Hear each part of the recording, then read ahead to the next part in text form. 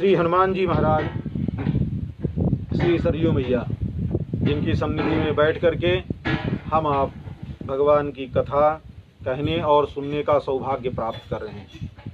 पिछले सत्र में हम सब ठाकुर जी के द्वारा पूतना की लीला, पूतना का चरित्र वर्णन, ठाकुर जी की दयालुता कृपालुता का वर्णन करते हुए आए।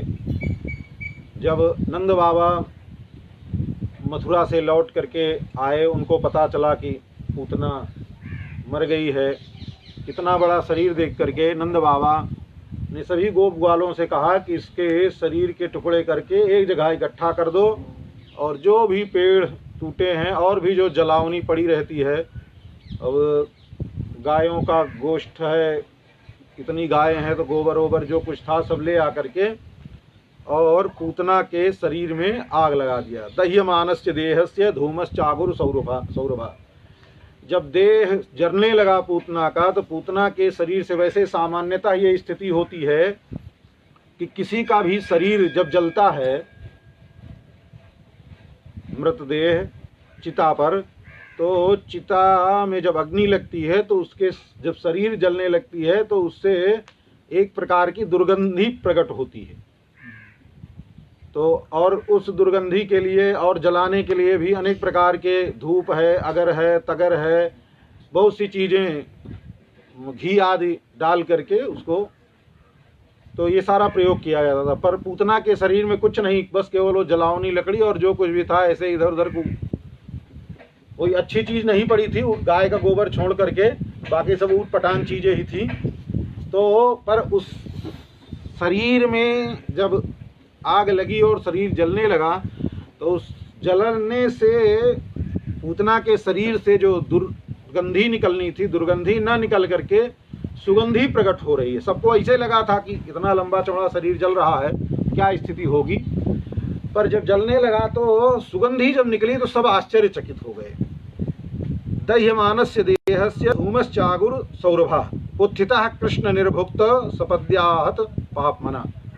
तो श्री सुखदेव जी महाराज कहते हैं, ये पूतना के शरीर का कोई की विशेषता नहीं है, या कोई पूतना के शरीर का कोई बहुत ज़्यादा उत्कर्ष नहीं है। ये तो ठाकुर जी महाराज ने पूतना के शरीर को स्पर्श कर लिया। तो पूतना का शरीर, ठाकुर जी क्योंकि चिन्मय है, ठाकुर जी महाराज दिव्य हैं, दिव्य ठाकुर जी महाराज के स्पर्श प्राप्त होने से पूतना का भी वो शरीर भी दिव्य हो गया।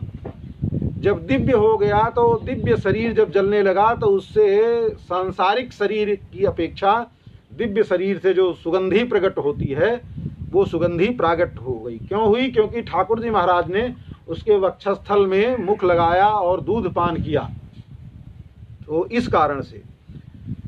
तो फिर सुखदेव जी महाराज कहते हैं, देखो, और ठाकुर जी महाराज ने इसको सद्गति प्रदान की। तो सद्गति जो प्रदान की, तो सद्गति किसी की होती है तो उसमें कोई ना कोई हेतु होता है, कोई ना कोई कारण होता है। बिना कारण के किसी को सद्गति नहीं मिलती है। तो उसके कारण के गिनाते हैं। पूतना, एक तो नाम ही है पूतना, पवित्र नहीं है।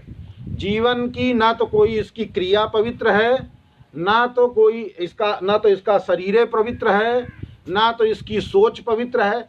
कोई भी ऐसा कार्य जीवन का नहीं है जो पवित्र होए। पूर्ण तरीके से पहले तो अपवित्र है। और भगवान के मार्ग में, भक्ति में और सद्गति होने के लिए पवित्रता तो सबसे बड़ी आवश्यकता है, पहली बात तो। फिर पूतना, फिर मान लीजिए चलो ठीक है, शरीर पवित्र नहीं है, कर्म पवित्र नहीं है, तो काम पवित्र होगा, काम अच्छा करती होगी। कुछ लोगों का शरीर कैसा भी रहे, कुछ भी रहे, पर वो काम अच्छा करते हैं। जैसे सदन कसाई है, तो ऐसे ऐसे लोग तो बहुत से लोग होते हैं। तो उनमें से जो है, इसका जो है कार्य तो अच्छा होगा। बोले नहीं, कार्य भी नहीं अच्छा है। कार्य क्या है? पूतना लोक बालग्नि, एक दो नहीं, पूरे संसार में जितने छोटे छोटे बालक होते हैं, उन सब बालकों को मारती है। मारने का काम है इसका, पूतना लोक बालग्नि। और वैसे भी छोटे बच्चे को, जो अभी 4-6 दिन का ही बालक है, उसकी हत्या करना तो बहुत बड़ा ब्रह्म हत्या से भी कई गुना अधिक पाप लगता है ऐसे छोटे बच्चों की हत्या करने का। तो ये तो बहुत बड़ी पापनी है, कर्म इसका तो लोक बालग्नि है।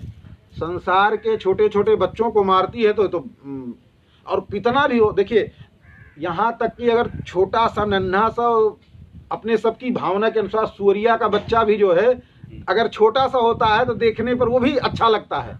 मन में एक छोटे बच्चे को देख करके एक अलग प्रकार का उमंग होता है, क्योंकि अपवित्र होता है, हम सब नहीं छू सकते हैं, कुछ भी होता है, लेकिन फिर भी वो छोटा सा होता है, उसके जो है देख करके उसको मन एक तरीके से अलग भावना प्रकट होती है।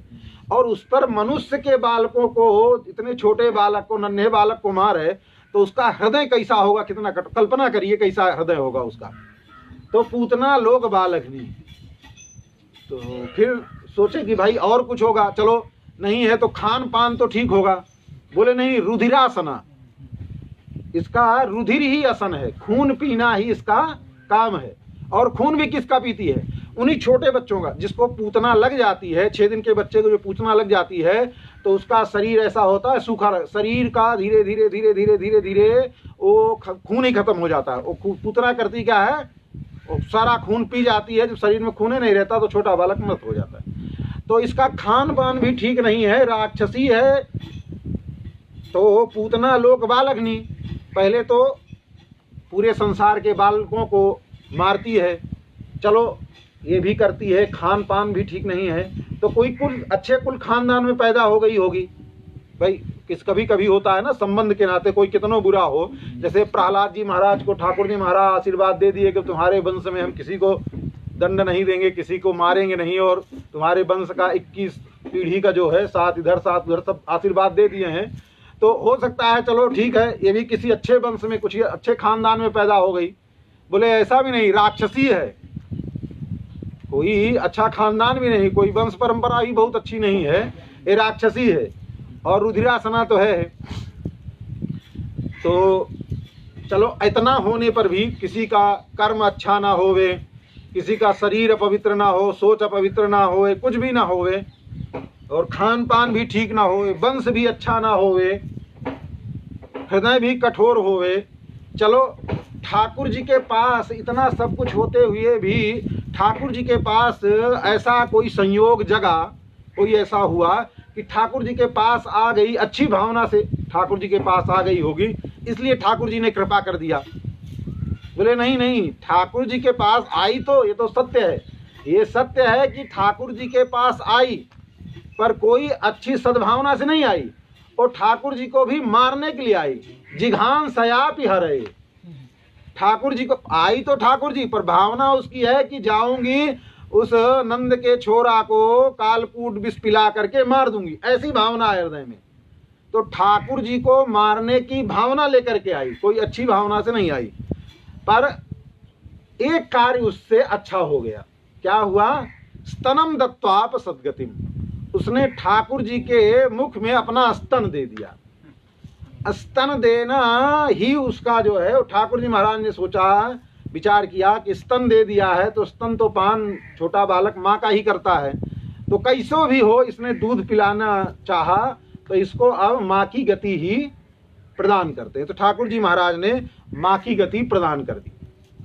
तो अब ये विचारणीय विषय है कि ठाकुर जी महाराज ना तो किसी के कर्म को देखते हैं, वो किसी और के साथ क्या कर्म किया है, उसका कैसा व्यवहार है क्या नहीं, ये सब ठाकुर जी महाराज चिंतन करने का काम ही नहीं। ये तो चिंतन करने के लिए अलग डिपार्टमेंट ही बना रखा है ठाकुर जी महाराज ने।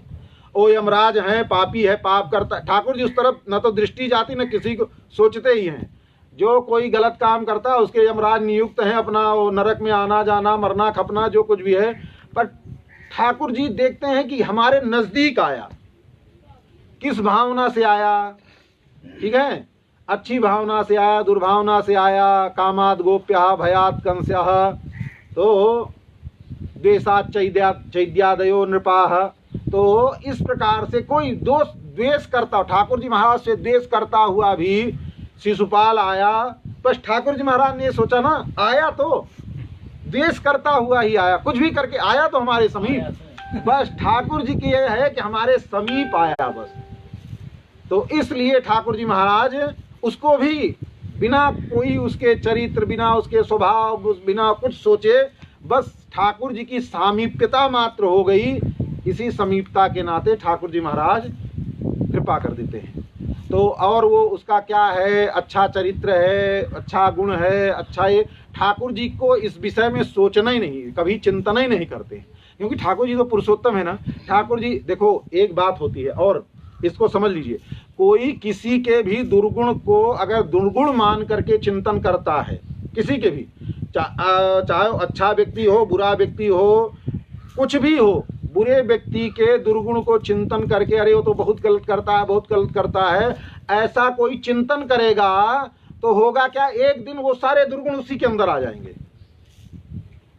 सारे दुर्गुण ऐसा चिंतन करने वाले के अंदर वो दुर्गुण धीरे धीरे करके प्रवेश कर जाएंगे, और प्रवेश नहीं करेंगे, एक दिन उसका भी चरित्र वैसे हो जाएगा, वैसे वो भी उसी में संलिप्त हो जाएगा। इसलिए कोई अच्छा करता है, बुरा करता है, क्या करता है, उस पर सोचना ही नहीं। जो कुछ भी करता है ठाकुर जी की इच्छा से करता है, अच्छा करना, बुरा, देखो कोई अच्छा करेगा तो अपने लिए करेगा, ठीक है, कोई बुरा भी करेगा, बहुत बड़ा पापी भी होगा तो अपने लिए न करेगा, ठीक है, पाप करके वो किसी को दुख देगा, तकलीफ देगा, जो दूसरे को दुख तकलीफ देगा वो कुछ क्षण के लिए होगा, कुछ समय के लिए होगा, लेकिन जो दुख देने वाला है, जो दुष्टता करने वाला है, उसका तो पूरा का पूरा जीवन नष्ट होता चला जा रहा है ना। वो तो जो मनुष्य शरीर उसको मिला है ठाकुर जी की प्राप्ति के लिए और भगवान की भक्ति करने के लिए, इतना बड़ा अवसर वो खो दे रहा है अपने कर्तृत्व के द्वारा, तो उसको उसके अंदर कोई ये चिंतन ही नहीं करना, उसको तो हाँ ये उसके ऊपर भी ये सोचना, अरे भी देखो भगवान ने कितना अच्छा शरीर दिया, ये भी भगवान की भक्ति करता और ये भी भगवान की शरण में आ जाता तो मनुष्य शरीर प्राप्त करके इसका भी कल्याण हो जाता। दुष्ट व्यक्ति के प्रति भी ऐसी भावना रखना, उसकी दुष्टता का चिंतन, महापुरुष ऐसे चिंतन करते हैं, तो उससे ये होगा कि अपना हृदय स्वच्छ बना रहेगा, अपने हृदय में कोई विकार नहीं आएगा, तो अपना सब काम ठीक रहेगा। और नहीं, हमने स्वयं के जीवन में देखा है, जिन जिन चीजों को हम बुरा समझते थे, बुरा मानते थे, एक बार कहीं न कहीं उन चीजों में ठाकुर जी महाराज ने ले जाकर के डुबकी लगवा ही दी।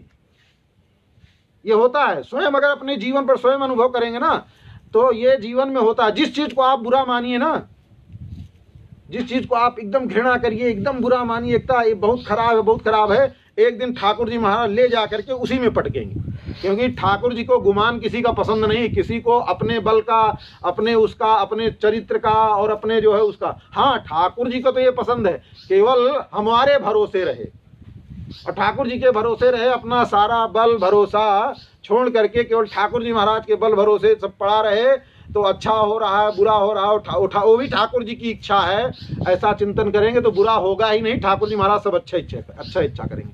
और कोई अपनी शक्ति, अपने अनुष्ठान और अपने चरित्र और अपने सद्गुणों की श्रेष्ठता का चिंतन करके और कुछ करना शुरू किया, फिर वो कुछ होने जाने वाला नहीं। ठाकुर जी महाराज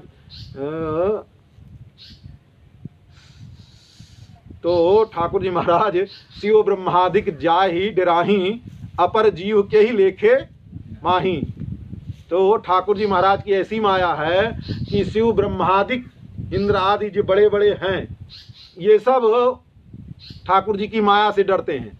तो अपने सब कौन गणना में है, अपने सब तो किसी भी नहीं है, तो इसलिए अपने अंदर कैसी भावना कभी आने ही नहीं देना। हाँ, तो इस चरित्र से ये समझ में आ रहा है ना, ठाकुर जी महाराज कुछ ध्यान ही नहीं देते हैं, सब कुछ उतना का, सब कुछ भी सही नहीं, सब कुछ विपरीत है, लेकिन बस ठाकुर जी महाराज ने सोचा हमारे पास आई, बस आई तो कैसो आई, बस इतना चिंतन करके स्तनम दत्वाप्य सदगतिम, केवल स्तन ठाकुर जी के मुख में दे दिया, और वो भी मारने के लिए दिया स्तन, और इतना देने से ठाकुर जी महाराज ने उसको सदगति प्रदान कर दी। तो इसलिए ठाकुर जी महाराज की सदैव दयालुता, ठाकुर जी महाराज की सदैव कृपालुता का चिंतन करते रहे। अहो बकीयम, उद्धव जी महाराज कह रहे हैं, उद्धव जी महाराज जब विदुर जी से मिले और चर्चा चली ठाकुर जी की, तो ठाकुर जी की जब दयालुता हृदय में प्रकट भई कि ठाकुर जी कितने दयालु हैं, तो सबसे पहला भाव उद्धव जी के, क्योंकि उद्धव जी तो ठाकुर जी के एकदम सामीप्य के हैं। ठाकुर जी महाराज कहते भी कि उद्धव जी हमसे मतलब अणु मात्र हमसे न्यून नहीं है उद्धव जी, ऐसी।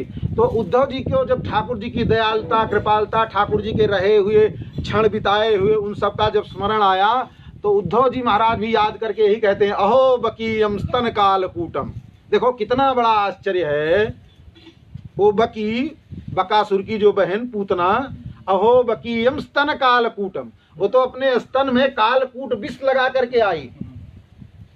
अहो बकीयम स्तन कालकूटम जिघांसयापाय हर अदप्य साध्वी। वो आई ठाकुर जी को मारने के लिए, असाध्वी थी, अच्छी नहीं थी वो। उसके बाद भी लेभे गतिम धातृचिताम ततोन्यम, उसके बाद भी उसको क्या प्राप्त किया उसने, धात्री मतलब माता की गति प्राप्त कर ली। जो गति कौशल्या मैया को, अदिति माँ को, और भी जिन जिन अवतार में ठाकुर जी महाराज ने जिन जिन को अपने माता का सौभाग्य प्रदान किया और उन माताओं को जो गति प्रदान की, ठाकुर जी महाराज ने वही गति असाध्वी पूतना को प्रदान कर दिया। तो कम वा दयालुम शरणम ब्रजेम, तो कौन ऐसा दयालु है, ठाकुर जैसा कौन दयालु है जिसकी हम शरण में जाएं। कहने का तात्पर्य है ठाकुर जी जैसा और कोई दयालु नहीं है। एकमात्र अगर शरण में किसी की जाना है, किसी का आश्रय ग्रहण करना है, किसी को अपना मानना है, किसी के समीप जाना है, तो एकमात्र केवल ठाकुर जी हैं। ठाकुर जी के अलावा और कहीं जाने की आवश्यकता नहीं है। किसी महापुरुष का वाक्य है, त्यक्त्वा श्री जानकी कांतम। ठाकुर जी महाराज अयोध्या में रह करके ठाकुर जी को छोड़ करके, त्यक्त्वा श्री जानकी कांतम यो मूढ़ोन्यम उपासते, जो मूर्ख किसी और की उपासना करता है, किसी और की भक्ति करता है, तो उसकी गति क्या है, कामधेनुम विहायासो। वो कामधेनु उसके घर पर बंधी है, दरवाजे पर तो उसके कामधेनु बंधी है, पर जब दूध की उसको आवश्यकता होती तो क्या करता है, वो मदार का दूध लेने के लिए जाता है। तो मदार का दूध कौन काम करेगा, पी लो तो जला देगा, थोड़ा ले करके देखो ना। औषधि के लिए भी अगर मदार का दूध केले वेले में रख करके दिया जाता है तो महाराज वो क्या जलन पैदा करता है शरीर में, क्या स्थिति होती है। और कहीं कटवट जाए इधर उधर लगा करके देखिए ना क्या छनछनाता है वो। तो ऐसे जो कामधेनु का दूध अमृत तुल्य है, उस अमृत तुल्य दूध को ना लेकर के वो तिक्त कसाय और सारे दुर्गुणों से भरा आंख में लग जाए तो आंखों फूट जाए, मदार के दूध ऐसा दूध है। तो आप कल्पना कीजिए उस दूध के लिए दौड़ता फिरता है इधर उधर। तो ऐसी दुर्गति जीव की है कि ठाकुर जी महाराज को छोड़ करके किसी अन्य के समीप जा करके और किसी अन्य की आराधना करता है वो। तो कामधेनुम विहायासौ पयार्थम अर्कमिच्छति, तो ऐसी स्थिति उस जीव की हो जाती है। तो करना क्या है, केवल ठाकुर। देखो और किसी देवी देवता किसी की उपासना करेंगे, आराधना करेंगे तो गुण दोष सबका चिंतन करेंगे।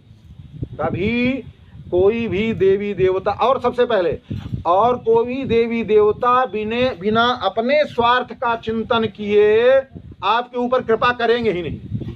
सबसे पहले वो ये चिंतन करेंगे कि ये हमारा भगत हमारी भक्ति कर रहा है तो हमारा इससे स्वार्थ क्या सिद्ध हो रहा है। सबसे पहले हमारा स्वार्थ क्या सिद्ध हो रहा है। मान लीजिए हम इसको कुछ दे देते हैं, कुछ कर देते हैं, तो हमारे देने लेने करने में, कृपा करने में कहीं हमारे स्वार्थ में तो हानि नहीं आ रही है। ये सब बिना सोचे विचारे कोई देवी देवता अन्य कोई कृपा नहीं करता है। ठाकुर जी महाराज ही हैं केवल, जो ठाकुर जी महाराज निर्हेतुकी कृपा, केवल बस समीप आ गया बिना कुछ विचारे बस उसके ऊपर कृपा कर देते हैं। तो इसलिए ठाकुर जी महाराज की ये दयालुता है।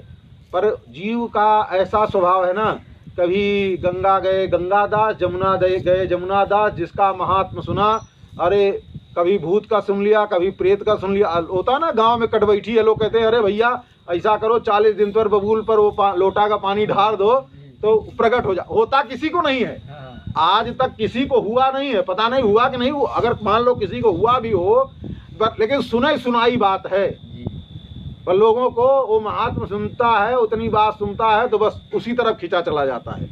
तो ये जीव का दुर्भाग्य है। पर सौभाग्य तो ये है कि एक बार ठाकुर जी में मन लग जावे, बस किसी तरफ मन जावे ही नहीं। जैसे गोपियां कहती हैं, उधो मन न भय 10-20, एक हुतो सो गयो श्याम संग अको आराधईस। और ठाकुर जी में, श्याम सुंदर में इतना मन लग गया है, वो ठाकुर जी का ही स्वरूप है, ठाकुर जी का ही ब्रह्म स्वरूप है, ठाकुर जी से भिन्न नहीं है, कुछ नहीं है। पर हम तो जिस स्वरूप को स्वीकार कर लिए हैं, अब उसके अलावा हमारा मन ही कहीं नहीं जाता है। ऐसी भावना दृढ़ हो जावे, ऐसा चिंतन बने, तो ठाकुर जी महाराज भी फिर ऐसे चिंतन करते हैं। ठाकुर जी भी सोचते हैं कि इस भक्त के अलावा हमारा भी मन कहीं अन्यत्र नहीं जाता है। तो होगा यही कि जैसा भक्त का चिंतन होगा ना, वैसे ही ठाकुर जी का भी चिंतन बन जाएगा। इसीलिए कहते हैं ठाकुर जी महाराज, ये दारागार पुत्र आप्तान प्राणान वित्त इमं परम हित्वा माम शरणम याता।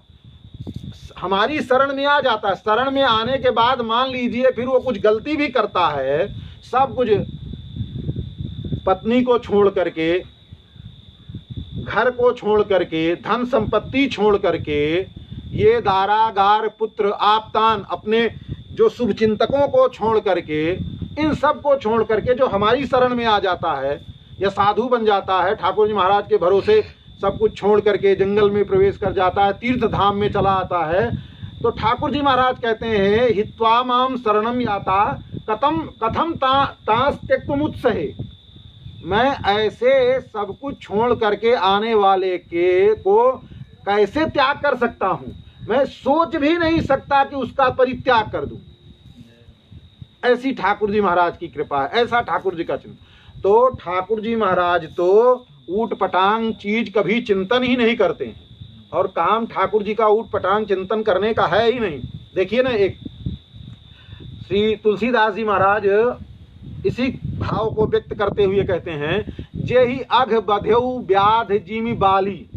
ठाकुर जी महाराज ने जिस पाप के कारण गिनाया ना, अनुज बधू भगनी सुत नारी सुन सठ कन्या समिये चारी इन्हीं कुदृष्ट बिलो कहीं जोई ताहि बधे कछु पाप न होई। तो जे ही अघ बध्यऊ व्याध जिमि बाली। ठाकुर जी महाराज ने जिस पाप के कारण बाली को व्याध के समान, बहेलिया के समान मार करके नष्ट कर दिया, और उसको डांटा भी, फटकारा भी, बहुत कुछ कहा, अवहेलना किया। तो जे ही अघ बध्यऊ व्याध जिमि बाली और सोई सुकंठ पुन कीन कुचाली। बाली के मरने के बाद वही काम फिर सुग्रीव ने किया। जे ही अघ बध्यऊ व्याध जिमि बाली सोई सुकंठ पुन कीन कुचाली, वही काम सुग्रीव ने भी किया। तो और सोई करतूत विभीषण केरी, और वही काम विभीषण ने भी किया। लेकिन कब किया? शरण में आने के बाद। पर शरण में आ गया, अब ठाकुर जी महाराज दोष नहीं देखते हैं, क्या कर रहा है। हाँ, इतना है कि हमारी शरण, ठाकुर जी का भरोसा छोड़ करके किसी और का भरोसा नहीं है, बस ये स्थिति हो जावे, बस ठाकुर जी महाराज फिर उसके किसी गुण दोष चिंतन नहीं।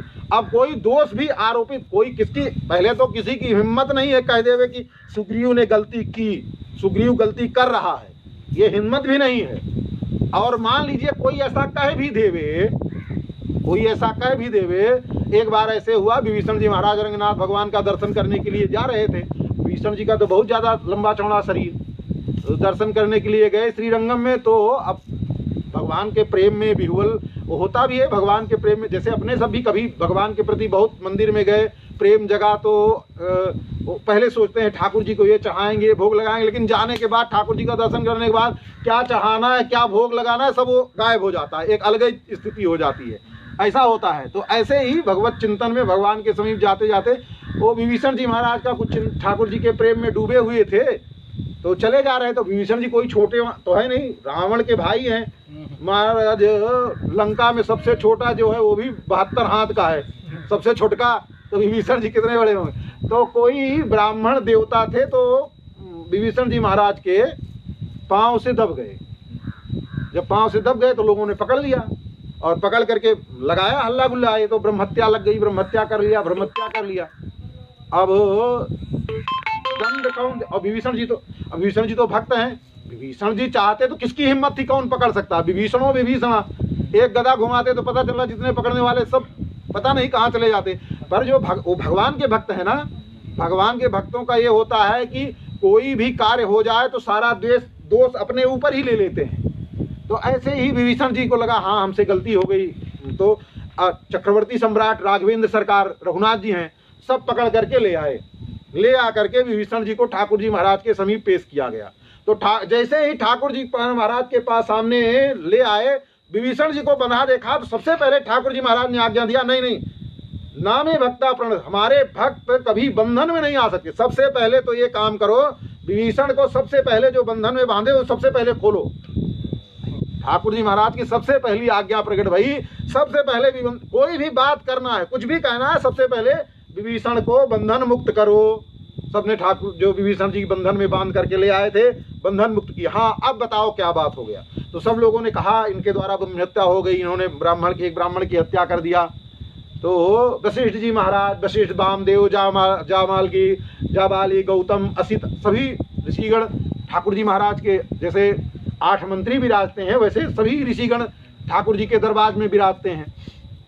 तो ठाकुर जी महाराज सिंहासन से उठे और तृण अपने मुख में दबा करके, जैसे कोई अपराधी होता है ना, जैसे ब्रह्महत्या का कोई अपराधी होता है, तो उस अपराधी से कोई अपराध हो जाए तो ऐसे ही ठाकुर जी महाराज उठे और उठ करके वशिष्ठ जी महाराज से बोले कि गुरुदेव, किसी के द्वारा अगर ब्रह्महत्या हो जाए, अनजान में भगवान का दर्शन करने के लिए जा रहा है, जान में नहीं, भगवान का दर्शन करने के लिए, मंदिर में दर्शन करने के लिए जा रहा है, कि अनजान में भगवान के प्रेम में किसी का से ब्रह्महत्या हो जावे तो उसको क्या दंड दिया जाता है? और ठाकुर जी खड़े भये, प्रभो भृत्यापराधे सर्वत्र स्वामिनो दंड मीष्यते। जैसे महाराज किसी की गाय किसी का खेत चर जाए, किसी की गाय रात में छुटाई गई, और जब छुटाई गई तो क्या हुआ, दूसरे का गई, पड़ोस में किसी का खेत चर गई। अब खेत चर गई तो जिसका खेत चर गई तो मान लीजिए वो बहुत नाराज होगा तो गाय को 2-4 लाठी मारेगा, मार भी दिया, वैसे तो मारना नहीं चाहिए, मान लीजिए उसने मार दिया, तो सबसे पहले वो जा करके जब ले करके जाएगा तो जिसकी गाय थी वो सबसे पहले पूछेगा, भैया मारा क्यों हमारी गाय को, पहले मारा क्यों? तो वो बोलेगा कि नहीं हमारे खेत में चरी। बोले खेत में चरी तो भाई अनजान है, हमारे छुटा करके गई, हमारे खूटे से छुटा करके गई, उसमें उसकी गलती नहीं, हमारे द्वारा बंधन ढीला रह गया उसका, हमारे द्वारा आलस्य हुआ कोई, इसलिए गाय छुटा कर गई। इसलिए गाय दंड की अधिकारी नहीं है, जो गाय को दंड दिए वो तो गलत, ये करना तुम्हारे अधिकार की बस की बात नहीं, ये नहीं कर सकते हो। हाँ अब गाय के द्वारा जो हुआ है, तुम्हारा खेत चरा है, हाँ उसके लिए बताओ क्या दंड भरना है? तुम्हारे खेत में जितना अनाज पैदा होने वाला है, 2-4 गाली देना है, जिससे भी तुम्हारा मन भरता हो वो हमारे साथ व्यवहार करके दंड ले करके या अपना क्रोध निकाल कर, जैसे भी चाहते हो, पर गाय के ऊपर कोई प्रहार या गाय को कोई दंड नहीं दे सकते हो। गाय का स्वामी यही बोलेगा सबसे पहले। तो ऐसे ही ठाकुर जी महाराज ने कहा कि विभीषण हमारे शरणागत हैं और हमारे हैं, इसलिए विभीषण जी के द्वारा जो गलती भई है वो हमारी गलती है। और गुरुदेव बताइए क्या दंड मिलता है? तो अब कोई क्या कहेगा? तो कहने का था ये ठाकुर जी महाराज की दयालुता है। ठाकुर जी महाराज एक बार जो ठाकुर जी का हो जाता है, फिर अभयम सर्वभूतेभ्यो ददाम्येतद् व्रतम मम। ठाकुर जी महाराज कहते हैं कि पूरे संसार में, क्या भूतों में, कोई भी अतल बितल सुतल 14 भुवन में कोई ऐसा नहीं है जो ठाकुर जी महाराज को भय प्रदान कर, उसको सर्वथा अभय प्रदान कर देते, उसके लिए कहीं भय नहीं रह जाता है। तो अभयम सर्वभूतेभ्यो ददाम्येतद् व्रतम मम, हमारा ये व्रत है, जो हमारा हुआ उसको पूर्णतः अभय दे देते हैं, अब उसके लिए भय नहीं व्याप्त होता है।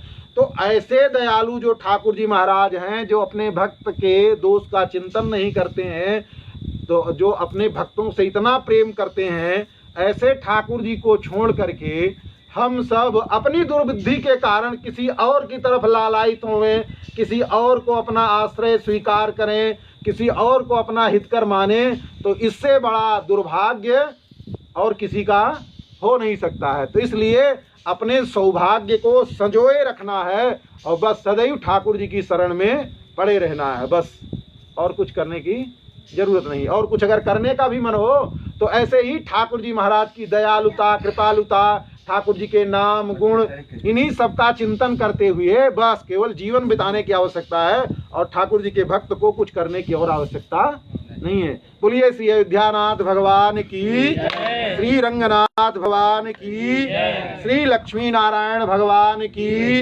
श्री सीतारामचंद्र भगवान की, श्री वृंदावन बिहारी लाल की, नंद नंदन की, यशोदा नंदन की, श्री हनुमान जी महाराज की, श्री सरयू मैया की, श्री अयोध्या धाम की, सब संतन की, सब भक्तन की जय जय श्री सीताराम, जय जय श्री राधे श्याम।